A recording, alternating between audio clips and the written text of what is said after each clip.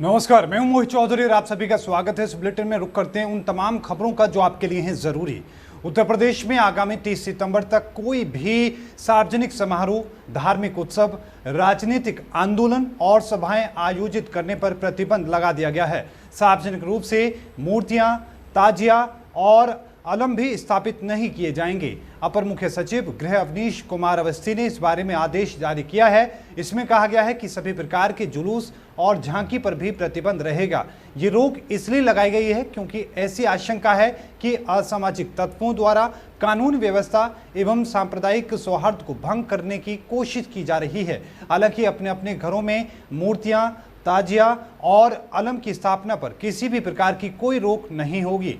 सभी जिलाधिकारियों और पुलिस कप्तानों के अलावा पुलिस कमिश्नरों, एडीजी, जोन और आईजी, डीआईजी रेंज को भी ये आदेश भेजे गए हैं। इस आदेश में प्रदेश के सभी धार्मिक स्थलों, विशेषकर श्री कृष्ण जन्मभूमि मथुरा, श्री राम जन्मभूमि तीर्थ क्षेत्र अयोध्या, श्री काशी विश्वनाथ मंदिर वाराणसी और ऐतिहासिक स्थल ताजमहल की सुरक्षा व्यवस्था और पुख्ता करने को कहा गया है। साथ ही असामाजिक तत्वों, आतंकवादियों और समाज में अस्थिरता फैलाने वाले व्यक्तियों पर भी सतर्क नजर रखने के निर्देश जारी किए गए हैं। भारत में कोरोना वायरस का कहर बढ़ता ही जा रहा है। कोरोना मरीजों की संख्या 31 लाख के पार जा चुकी है। देश में पिछले 24 घंटों में कोरोना के 60,975 नए मरीज सामने आए और 848 लोगों की मौत हो गई। ये कोरोना मामलों की संख्या बीते दिन दुनिया के बाकी देशों में सबसे ज्यादा है। अमेरिका और ब्राजील में बीते दिन 41,448 और 21,434 नए मामले सामने आए हैं। इससे पहले भारत में 22 अगस्त को रिकॉर्ड 69,878 कोरोना मामले आए थे। स्वास्थ्य मंत्रालय के ताजा आंकड़ों के मुताबिक देश में अब तक 31,67,323 लोग कोरोना से संक्रमित हो चुके हैं। इनमें से 58,390 लोगों की मौत हो चुकी है। एक्टिव केस की संख्या 7,04,000 हो चुकी है और 24 लाख लोग ठीक हो चुके हैं। संक्रमण के सक्रिय मामलों की संख्या की तुलना में स्वस्थ हुए लोगों की संख्या करीब 3 गुना ज्यादा है। राहत की बात यह है कि मृत्यु दर और एक्टिव केस रेट में लगातार गिरावट दर्ज की जा रही है। मृत्यु दर गिरकर 1.84% हो गया है। इसके अलावा एक्टिव केस जिनका इलाज चल रहा है उनकी दर भी घटकर 23% हो चुकी है। इसके साथ ही रिकवरी रेट यानी कि ठीक होने की दर 75% हो चुकी है। भारत में रिकवरी रेट लगातार बढ़ रहा है। उत्तर प्रदेश में कोरोना की महामारी लगातार फैल रही है। पिछले 24 घंटे में कोरोना संक्रमित 61 और मरीजों की मौत होने के साथ ही प्रदेश में कोरोना वायरस संक्रमण से मरने वालों की संख्या 2,987 पहुंच गई। वहीं 4,677 नए मामले सामने आने के साथ ही राज्य में अभी तक कुल 1,92,382 लोगों के संक्रमित होने की पुष्टि हुई है। अपर मुख्य सचिव चिकित्सा स्वास्थ्य अमित मोहन प्रसाद ने बताया कि प्रदेश में फिलहाल 49,288 मरीजों का इलाज चल रहा है, जबकि 1,40,107 लोग संक्रमण मुक्त हो चुके हैं।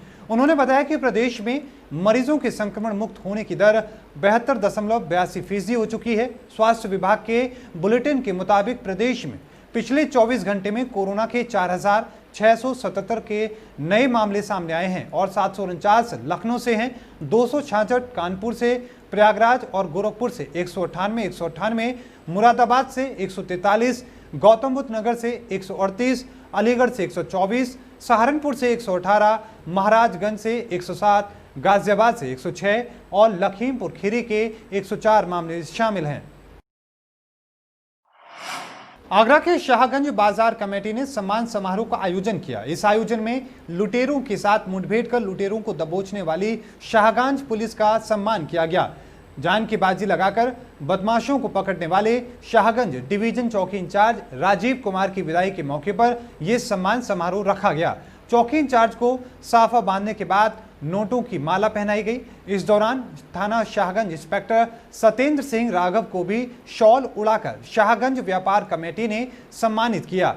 करीब 1 महीने पहले कोठी मीना बाजार के पास चांदी कारोबारी से बदमाशों ने चांदी लूटी थी। सूचना के बाद पुलिस मौके पर पहुंची थी और लुटेरों को दबोचा था।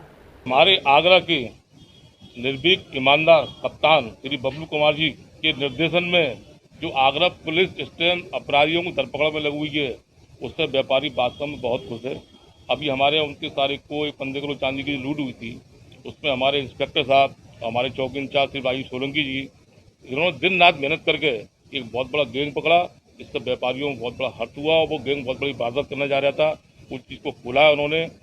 उसी संदर्भ में सागन क्षेत्र के सारी व्यापारी समिति कमेटियों ने आज इंस्पेक्टर साहब का, चौकी इंचार्ज का मार्केट में स्वागत किया है। सागन बाजार, जोगीपाड़ा बाजार एसोसिएशन और सभी बाजार के अध्यक्षों द्वारा और भोपाल मंडल की तरफ से चौकी इंचार्ज साहब जो यहाँ से ट्रांसफ़र किया गया है, उनके काम की सराहना के लिए जो उन्होंने यहाँ सागन में काम सराहनीय किया, और अभी अभी जो एक हफ्ते पहले लूट हुई थी उसका भी उन्होंने खुलासा किया। जबकि मैं समझता चौकी इंचार्ज के उनका ट्रांसफ़र हो चुका है यहाँ से, फिर भी उन्होंने उसमें भाग लेकर हाथ में चोट खाई है, गोली भी लगी उनके, लड़ती हुई चली गई। तो ये एक सराहनीय काम है पुलिस का।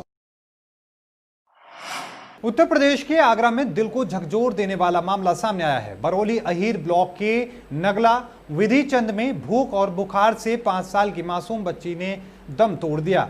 मृतक बच्ची का परिवार बेहद गरीबी में जीवन यापन कर रहा है। मृतक की मां का कहना है कि घर में एक सप्ताह से खाने के लिए कुछ नहीं था। बेटी बीमार भी थी, उसने कई दिनों से कुछ नहीं खाया था। बच्ची की मौत के बाद प्रशासन में हड़कंप मच गया है। प्रशासन ने मृतक के घर 50 किलो आटा, चावल और अन्य राशन सामग्री उपलब्ध कराई है। मृतक बच्ची की मां शीला देवी ने बताया कि वो मजदूरी करके बच्चों का पेट पालती थी। पति सांस रोगी हैं, जिसके कारण वो काम पर नहीं जा पाते हैं। इधर कोरोना के चलते लगे लॉकडाउन में काम छूट गया। घर में 1 महीने से राशन नहीं था। पड़ोसी की मदद से 15 दिन गुजार दिए। बच्ची को कई दिन से बुखार भी आ रहा था। खाना न मिलने से बच्ची में खून की कमी हो गई थी। घर में न दवा के पैसे थे और न ही राशन खरीदने के लिए पैसे थे। शीला देवी का कहना है कि राशन कार्ड नहीं होने से कभी राशन भी नहीं मिला। कई महीनों से बकाया 7,000 रुपए का बिल जमा नहीं कर सकी, जिसके बाद टोरेंट पावर ने बिजली काट दी। 3 महीने से घर में बिजली नहीं है। मुफलिसी और भूख से मेरी बेटी सोनिया की मौत हो गई। परिवार के लोगों ने बच्ची को दफना दिया। बच्ची की भूख से मौत की खबर के बाद आगरा प्रशासन में हड़कंप मच गया। आनन फानन में प्रशासन के अधिकारी पीड़ित के घर पहुंच गए और घटना की जानकारी ली।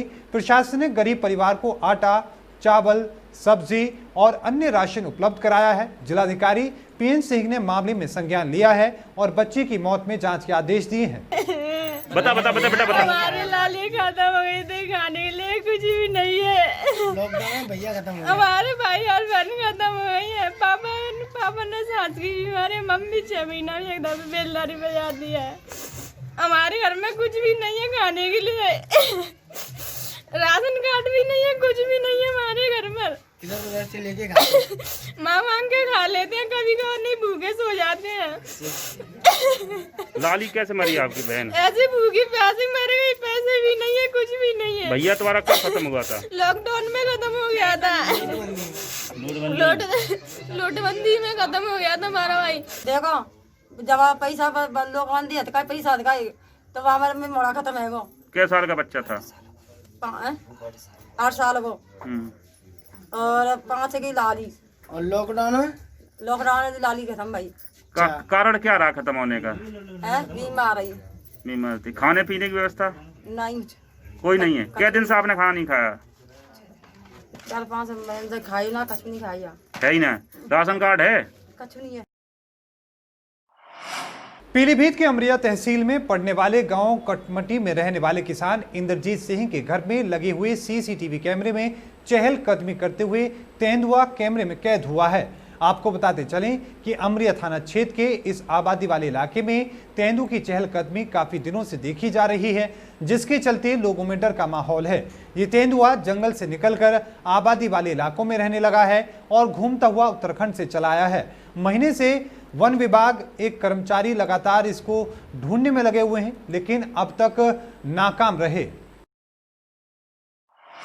बहराइच में बढ़ते स्मैक के कारोबार को रोकने के लिए बहराइच की दरगाह थाना पुलिस के प्रभारी निरीक्षक मधुपनाथ मिश्रा और एसडीओ प्रभारी संजय सिंह ने आज बड़ी मात्रा में स्मैक के साथ 4 शातिर तस्करों को गिरफ्तार किया है, जिनके पास से 500 ग्राम स्मैक बरामद की गई है, जिसकी अंतर्राष्ट्रीय कीमत 5 करोड़ रुपए आंकी गई है। और साथ ही स्मैक बेचकर इकट्ठा किए गए 5 लाख रुपए से ज्यादा भी बरामद किए गए हैं। इनके पास से 2 अवैध मोटरसाइकिल और 5 मोबाइल सेट भी बरामद किए गए हैं। आपको बता दें कि शातिर तस्कर स्मैक जैसा जहर युवाओं तक पहुंचाने का काम करते हैं और उनकी पीढ़ी को बर्बाद कर रहे हैं।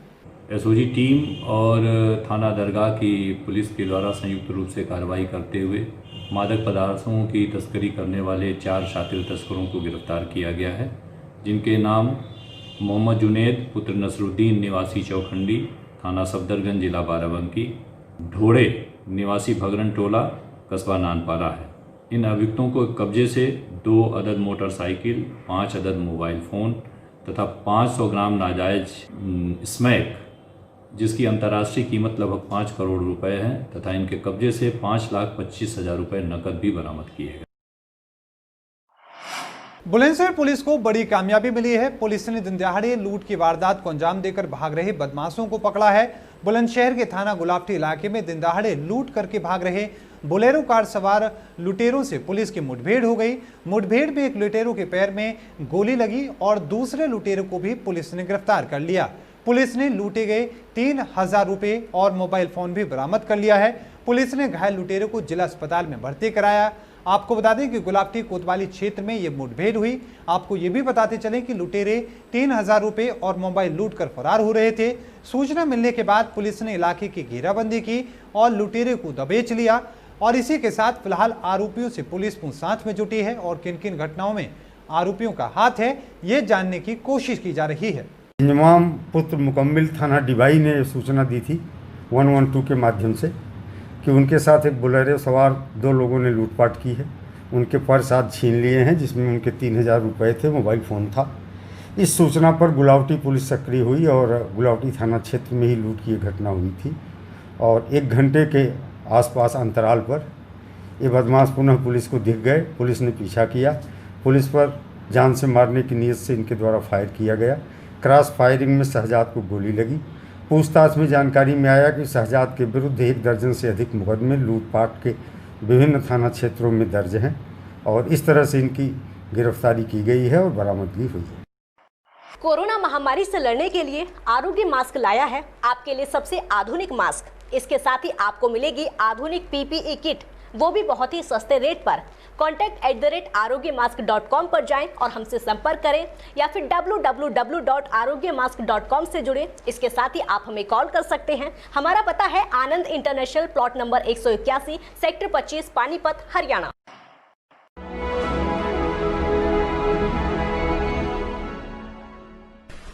चाचा, आपने नया घर बनवाया है तो घर की छत पर कौन सी शीट लगवाई है? बेटा, मैंने अपने घर की छत पर एशियन शीट लगवाई है क्योंकि वो कभी न मिटने वाले ओरिजिनल निशान की चादरें हैं। साथ में ISI का चिन्ह, 5 साल की वारंटी के साथ साथ पैसों का सही मूल्य देने वाली वही इकलौती शीट्स हैं। क्योंकि नाम नहीं, पहचान जरूरी है। और इस बुलेटिन में अभी के लिए इतना ही। देखते रहिए जस्ट इंडिया। मुझे दीजिए इजाजत। धन्यवाद।